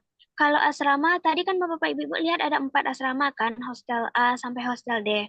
Nah, jadi kalau untuk cewek itu ada hostel bisa di hostel A sama hostel B. Terus kalau untuk cowok ini di hostel C sama hostel D. Nah, ini contoh kamarnya kayak kasurnya ada yang kayak gini, terus ada kasurnya yang bertingkat. Kayak sebenarnya jika sekarang di kasur bertingkat gitu, Bapak Ibu. Satu kamar itu bisa jadi 4 orang, bisa jadi 6 orang. Ada yang mau AC juga boleh, yang nggak AC juga bisa gitu. Next, Pak. support service-nya. Di sini contohnya ada transportasi yang kayak bus tadi bakal di-provide ke kita 24/7 insya Allah. Health ini misalnya kalau ada kita dalam kurang sehat, nanti misal kita lapor ke pihak asrama, nanti kita perlu ke rumah sakit misalnya, mereka langsung ada di sini satu ambulan yang stay untuk mahasiswanya gitu Bapak Ibu. Terus kantin tadi yang kayak Cika bilang ada 2, non-veg sama vegetarian. Stores NIC ini untuk nah misalnya kalau kita ada parcel dari luar, ini bisa ditaruh di salah satu ruangan di main building, dan kayak pihak adminnya nanti mereka yang bakal kasih tahu, oh kalian ada ini kepada mahasiswa ini ada parcel, silahkan datang gitu. Banking juga ada, kita bakal dibantu. IT support. Nah, IT support ini contohnya kita kan kini datang ke sini kayak kadang butuh wifi gitu kan, internet kita nggak bagus. Pihak kampus bakal sediain ke kita, ada yang khusus untuk kampus ada, yang khusus untuk hostel juga ada. Nah, jadi kita tinggal bawa laptop kita ke bagian IT, terus mereka bakal izinin laptop kita ke internetnya gitu, Bapak Ibu. Terus housekeeping. Housekeeping ini kayak misalnya jika kan sekarang di lantai 2 di hostel. Nah, jadi setiap lantai itu ada 2 orang juga kurang lebih housekeeping. Sekitar mungkin jam 12 sampai jam 1-an mereka bakal datang kamar, mereka bakal nyapu, bakal ngepel gitu. Jadi kita disuruh sini emang untuk belajar doang, kita nggak perlu bersih-bersih gitu. Mereka bakal bersihin untuk kita. Cuman kalau misalnya Bapak Ibu ada yang anaknya atau siswa atau siapa yang mau belajar ke sini, nanti ada laundry-nya juga. Laundry itu biasanya sekitar jam 6 sampai jam 7 jam 7-an.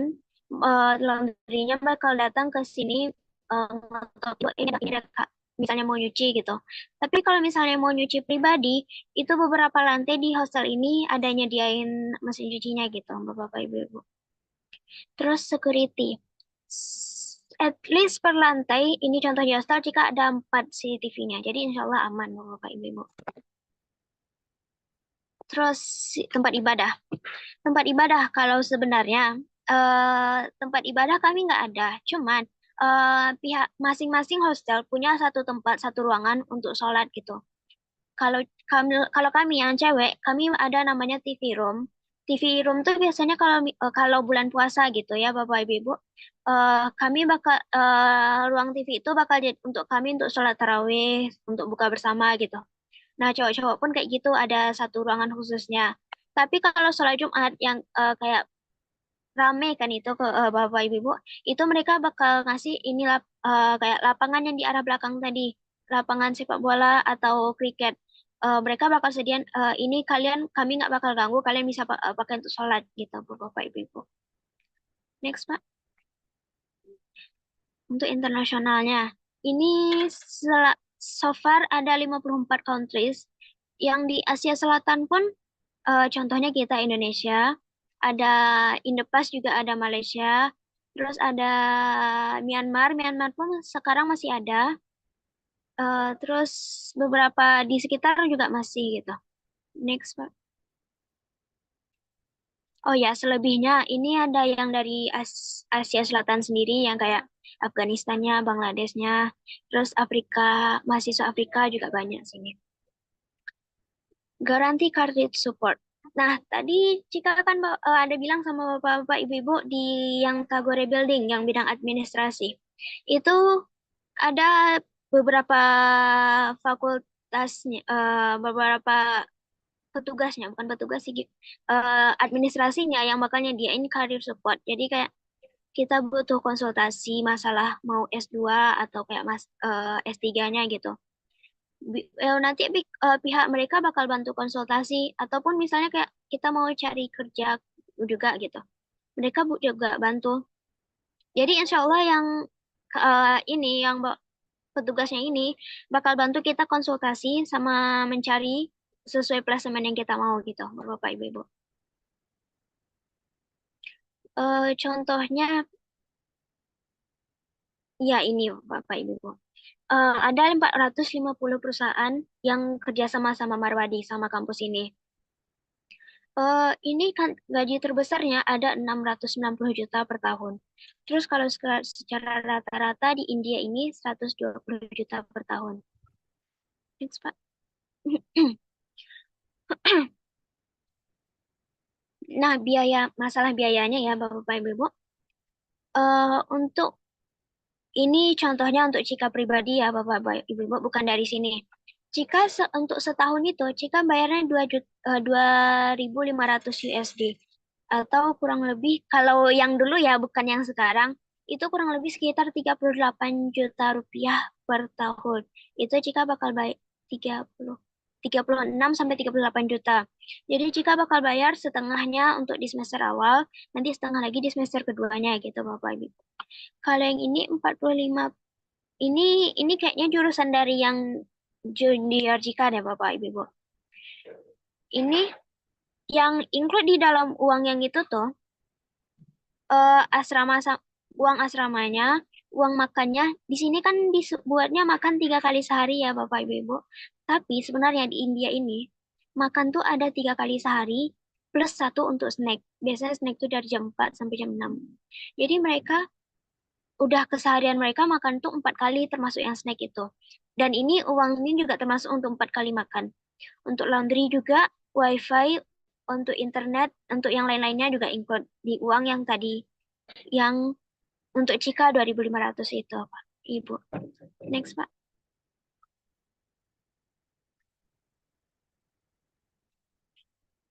Nah ini contoh perbandingan dari yang Marwadi University ini dengan universitas di Indonesia yang swastanya, yang Malaysia juga sama Singapura. Mungkin Bapak Ibu bisa lihat ini perbandingannya lumayan gitu kan Bapak Ibu. Oke. Sekian dari Cika. Terima kasih Bapak Ibu. Kalau ada yang mau bertanya boleh.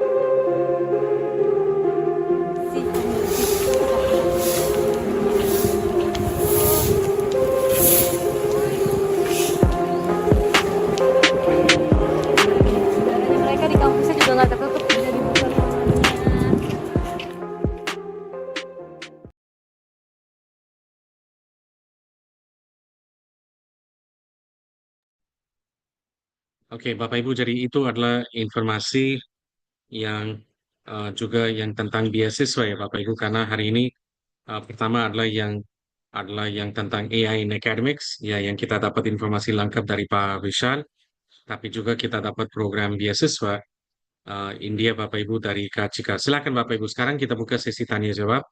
Jadi Bapak Ibu, jika ingin mau ditanyakan, ya kita kita cek apakah Pak Vishal masih ada atau mungkin dia ada meeting, dia udah berangkat.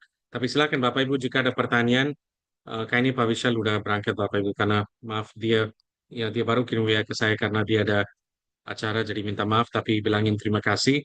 Ya nanti eh, PowerPoint copy-nya Bapak Ibu kita minta dari beliau, nanti kami akan share ke semua pesertanya. Ya, jadi silakan Bapak Ibu karena bersama kita masih ada Kak Cika. Silakan jika ada yang mau ditanyakan informasi tentang program beasiswa, silakan Bapak Ibu. Terima kasih.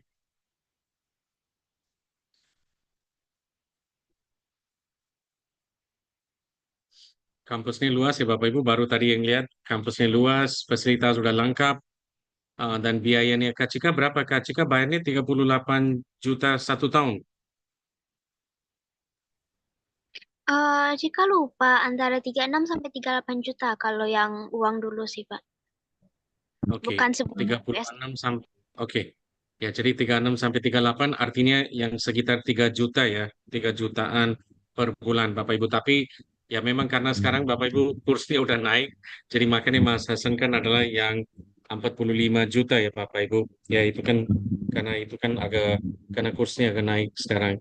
Jadi ya Bapak Ibu, tapi itu jadi Kak Cika itu sudah termasuk biaya kuliah, makanan, listrik, laundry, internet. Artinya tidak ada biaya tambahan ya Kak Cika? Sorry Pak, bisa diulang Pak? Enggak, maksudnya yang Kak Cika kan yang bayar yang 38 atau 36 juta, itu sudah termasuk semuanya. Tidak ada biaya tambahan atau apapun tidak ada. Enggak, kalau Cika nggak ada sih Pak. Tapi kalau Enggak ada. untuk anak India yang contohnya anak fisioterapi, itu kan ada yang kayak mereka ada internshipnya bakal magang ke hospital-hospital. Itu biasanya mereka bakal ada tambahan uang dikit gitu. Tapi itu so Oke. far anak fisioterapi aja. Untuk fisioterapi aja ya, tapi itu untuk magang. Oke. Ya, Ibu dia ada sesuatu Bu, maaf Anda lagi mute Ibu. No. Oh, Chika.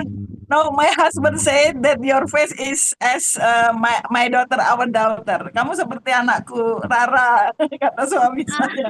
Cuman bedanya pakai jilbab. Makanya saya tadi senyum ketawa. Maaf Pak Raffi, kami lagi kangen soalnya dia ada di mana. Nggak apa-apa Bu, nggak apa-apa. Terima kasih. Oke, ada lagi Bapak Ibu yang mau ditanyakan? Any other questions Bapak Ibu yang mau ditanyakan? Jadi Bapak Ibu, ini ada kesempatan di program beasiswa juga ya Bapak Ibu, karena ya dengan biaya sekitar 3,5 juta per bulan, tapi sudah masuk tempat tinggal di asrama, makanan, listrik, laundry, biaya kuliah juga sudah masuk Bapak Ibu. Maaf ya Bapak Ibu, di Indonesia saat ini dapat nggak Bapak Ibu? Kayaknya nggak mungkin ya, tapi ini adalah sesuatu kita harus dipikirin. Ya, tapi mungkin Kak Cika tentang ini ya, satu hal sekarang kan yang ada India Pakistan yang ada di media ya, di social media kan ada kata-katakan dan ada yang ngomong gimana Kak Cika, ada rasanya atau apa, ada nggak, atau aman-aman atau gimana Kak Cika, bisa bisa sharing informasi. Nah, kalau jujur ya Pak, ini kan Gujarat sendiri ya berbatasan langsung sama Pakistan. Cuman alhamdulillah kalau Mas di Rajkot ini nggak ada kendala apapun. Yang sering dapat kabar di grup mahasiswa yang sering kena dampak itu anak Panjab. Cuman anak Panjab pun alhamdulillah udah konfirmasi, udah dengan berhubung langsung sama pihak KBRI sama pihak KJRI gitu. Tapi untuk beberapa daerah yang dekat-dekat sama Pakistan itu sendiri kayak Cika di Rajkot ini, kami yang kendalanya cuman airportnya kami tutup gitu Pak. Makanya Cika belum bisa pulang. Oke, oke. Ya karena maybe for security reasons ya, itu kan ada yang hal itu. Ya tapi biasanya hidupnya jalan seperti biasa-biasa ya Kak Cika, jadi nggak ada hambatan apapun kan? Di kampus aman banget Pak, malah nggak ada apa-apa kayak Ya, soalnya kami lagi musim ujian juga ya, Pak. Jadi mereka nggak peduli, emang fokus sama ujian aja semua sih, Pak. Oke, jadi nggak ada pikiran lain selain belajar, nggak ada lainnya kan? Jadi nggak ada kekhawatiran yang lain kan? Nggak ada. Teman-teman pun nggak ada yang pas-pas itu, Pak. Oke, oke. Oke, terus Kak Cika satu lagi ya. Ini Bapak Ibu silakan ya Bapak Ibu. Saya kan lagi tanyain lagi tanyain sama Kak Cika, tapi silakan Bapak Ibu yang mau ditanyakan. Jadi Kak Cika ini kan Kak Cika kan ini ya maaf kalau bilangin tentang ini yang agama ya. Karena kadang-kadang itu kan ada video-video katakan India kan kurang aman untuk orang Hindu atau kurang aman untuk maaf kalau untuk orang yang Islam. Ya Kak Cika kan orang Islam pakai jilbab. Gimana ya rasanya? Apakah ada berbeda atau biasa atau gimana Kak Cika? Maaf bisa ceritain nggak? Kalau ini kalau pengalaman Cika ya, Pak. Kita yang jilbab untuk Indonesia sama Malaysia kan tipe jilbabnya beda, yang agak runcing kayak yang Cika pakai sekarang. Cuman kalau misalnya orang-orang asing, anak internasional Afrika, India, itu jilbabnya kan yang versinya beda gitu. Jadi mereka yang Muslim, non-Muslim pun mereka semuanya lihatnya beda ke Cika gitu kan. Cuman nanti itu awalnya mereka cuma tanya, ini kamu Islam ya, tapi kok beda gitu kan, ditanya-tanya gitu doang. Kalau untuk teman-teman sih alhamdulillah sekadar nanya gitu, nggak ada yang rasis, nggak ada yang jahatin Cika. Cuman kalau Cika ke kota kayak belanja bulanan gitu, merekanya kayak mesti kayak, ih ini yang ada yang beda, ini ada yang beda. Nanti pasti bakal liatin dari atas sampai bawah, sampai Cika hilang dari pandangan mereka. Bakal yang datang ke Cika menghina-menghina kayak gitu, yang bakal rasis, lempar-lemparan kayak gitu, nggak ada alhamdulillahnya, Pak. Karena di sini pun eh 30-40-40%-an orang Muslim juga, walaupun mereka karena ya mungkin ya seperti yang Bapak bilang karena di sini mayoritas Hindu, mereka yang Muslim mereka tetap di sini, mereka hidup di sini, cuman mereka nggak ada yang pakai jilbab full 24/7 kayak kita di Indonesia gitu, Pak. Oke. Terus Kak Cika satu lagi yang Kak Cika kan tadi bilangin untuk belanja ya. Yang kalau kita mau belanja di apa di kota Rajkot mahal atau gimana ya biaya hidupnya? Oke, tadi kan udah dibilangin yang 30 ya 38 juta untuk 1 tahun ya udah termasuk asrama, biaya kuliah, makanan, listrik, laundry, kan semuanya udah. Tapi mungkin ya kalau mau nongkrong sama teman-temannya atau apa, jadi biaya di luar kampus mahal nggak ya di ini? Jadi rata-rata berapa ya? Kalau jika saya sebagai siswa atau siswi mau kuliah di sana, yang uang sakunya berapa ya yang perlu kalau mau jalan-jalan atau apa keluar kampus? Jika selama ini ya Pak, itu karena udah di kampus sudah lengkap, itu 1 juta atau sekitar 5.000 rupiah untuk sebulan itu udah cukup sama Cika sih Pak. Soalnya di kampus pun kan kita ada disediain makan gitu. Kadang kayak kafe-kafe mini di kampus pun kan juga ada gitu Pak. Tapi kalau misalnya contohnya, kalau mau kayak nongkrong sama teman itu sekitar tiga 300 itu 60.000 untuk makan sama minum udah include itu udah eh itu udah standar gitu apa-apa Ibu. 60.000 rupiah. Terus Itu kan kalau 300 rupiah ya, kalau tiga untuk ratus belanja rupiah. eh mungkin kalau belanja bulanan jika biasanya itu 2.000 rupiah atau sekitar berapa ya itu? 400.000 itu untuk belanja bulanan. Nah, tapi di sini yang contohnya ya Bapak-Bapak Ibu-Ibu, kalau anggur itu 1 kilo sekitar berapa ya 100? 20.000 kalau nggak salah. Terus kemarin baru ke minggu kemarin teman Cika beli semangka yang kira-kira sebesar ini deh Bapak-Bapak Ibu-Ibu. Itu 6 buah semangka cuman 100 rupiah atau sekitar 20.000. 6 buah semangka. Terus contohnya yang kayak kentang. Kentang di sini juga murah, tapi jika lupa sih harganya. Cuman kalau di sini yang agak mahal beras, soalnya di sini kan lumayan mereka lebih sering makannya yang apa sih versi yang kayak roti gitu kan Bapak Ibu yang namanya chapati itu. Jadi kalau beras ya lumayan mahal sih. Tapi karena Cika di kantin kan jadi Cika nggak pernah beli nasi. Oke. Jadi lumayan mahal, lumayan terjangkau ya, Kak Cika. Artinya jika ada siswa-siswi kita dari Indonesia kan tidak mahal ya maksudnya kan? Ya 11-12 lah sama Indonesia gitu Pak. Sama Indonesia 11-12, hampir sama ya. Oke. Mungkin ada beberapa hal yang lebih terjangkau atau ada yang beberapa hal yang lebih mahal. Oke. Ada lagi Bapak Ibu yang mau ditanyakan sama Kak Cika? Silakan Bapak Ibu yang mau ditanyakan apapun silakan bisa unmute langsung bisa ditanyakan di langsung atau juga bisa di chat box bisa ditanyakan Bapak Ibu silakan.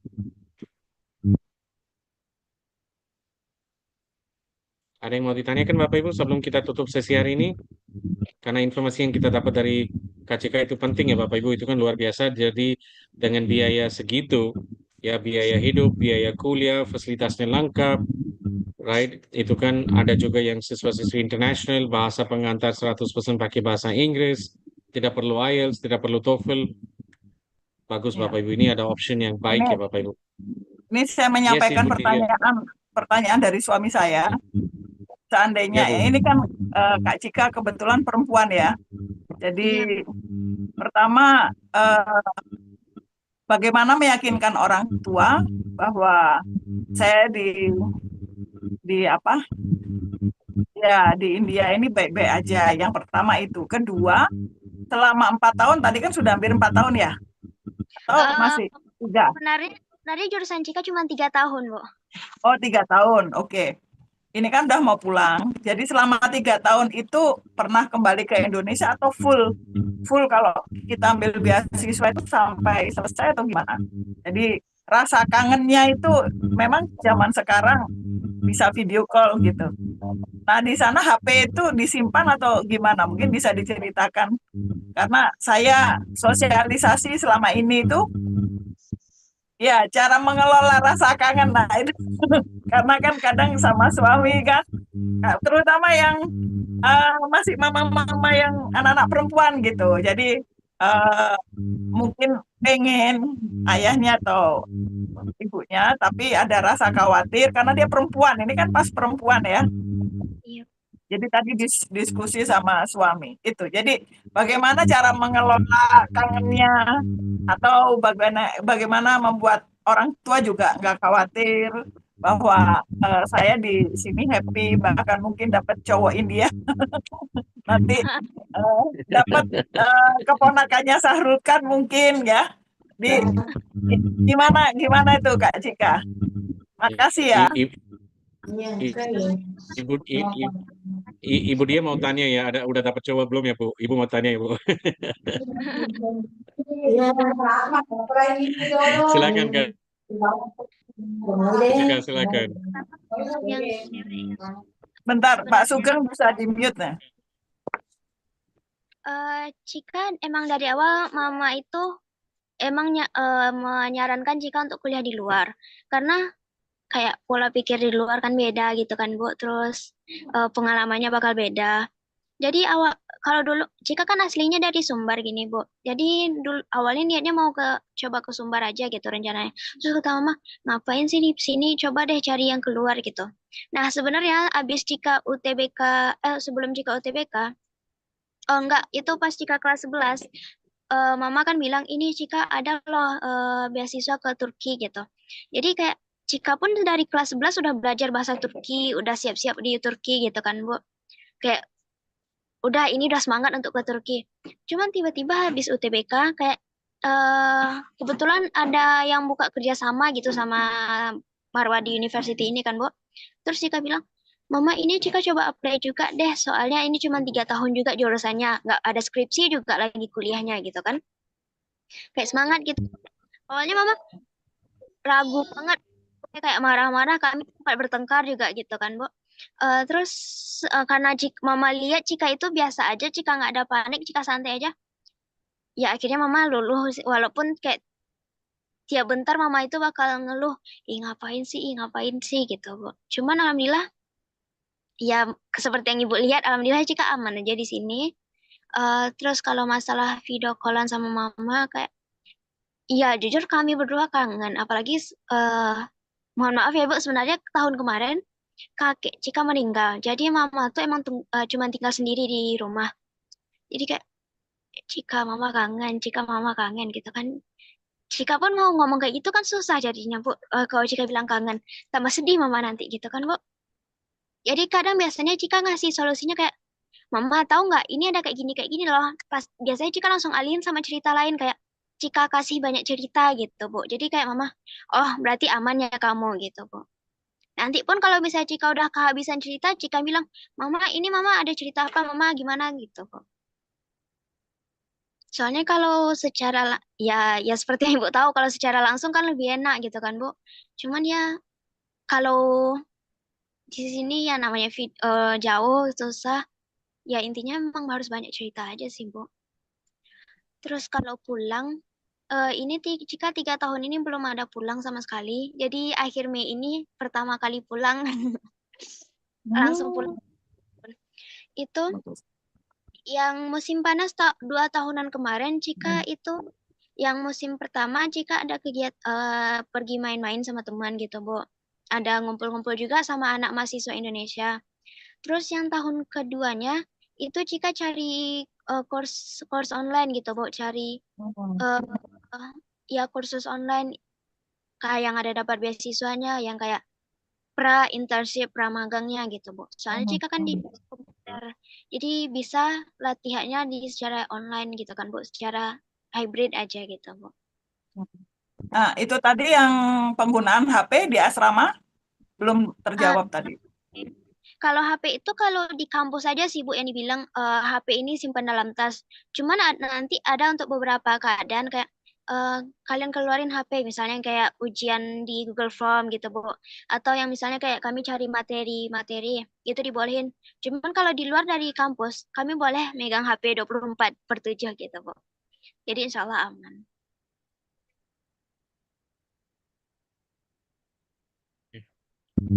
Oke, terima kasih Kak Sika. Terima kasih Ibu Dia untuk pertanyaannya. Oke, ada lagi Bapak Ibu sebelum kita tutup sesi hari ini. Bapak Ibu, ada yang mau ditanyakan? Silakan. Atau udah cukup Bapak Ibu? Kayaknya sudah cukup. Ya, tapi jika Bapak Ibu ingin mau tanyakan apapun, Bapak Ibu silakan bisa hubungi kami. Ya, kami kan sudah ada chat, ada WhatsApp group ya Bapak Ibu yang kita dibikin. Ya Mas Rinat tadi udah share. Ya mungkin Mas Rinat bisa kirim lagi. Ya mungkin ada yang Bapak Ibu yang belum masuk, silakan. Atau silakan didaftarkan, nanti kita share semua informasi yang kita tadi yang dibagikan hari ini. Ya, sekali lagi terima kasih banyak ya Kak Cika. Thank you so much Kak Cika for coming online, for sharing your experience. Ya, mudah-mudahan Bapak Ibu dengan informasi yang Kak Cika yang tadi di-share, ada yang mungkin Bapak Ibu yang hari ini yang ikut adalah guru, tapi mungkin informasi ini bisa nyampe ke siswa-siswi ini Bapak Ibu. Mungkin juga ke guru BK-nya. Tadi saya lihat ada beberapa guru BK juga dimanfaatkan. Silakan Mas Rinat untuk foto bersama ya. Oke, jadi sekarang untuk sesi terakhir kita foto bersama ya. Bisa mohon on kamera semuanya kalau bisa.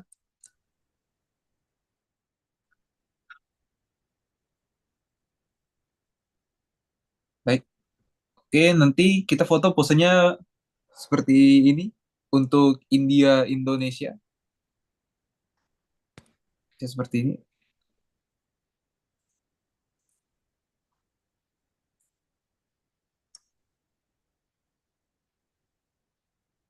Oke, mungkin saya mulai sekarang ya.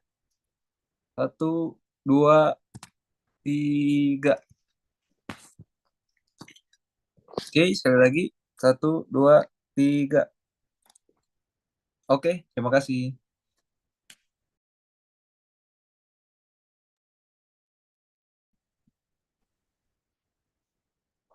Oke, terima kasih banyak Bapak Ibu. Terima kasih banyak sekali lagi untuk ikut acara hari ini. minta maaf Bapak Ibu jika ada kekurangan atau kesalahan. Tapi ya kita harap Bapak Ibu yang ini adalah informasi yang Bapak Ibu bisa digunakan baik untuk proses pengajar. Tapi untuk informasi Bapak Ibu dari tim TAIEPS, objektif kami adalah bagaimana India dan Indonesia bisa berkembang di link pendidikan. Jadi webinar-webinar seperti ini Bapak Ibu kita pasti mau lakukan setiap bulanan.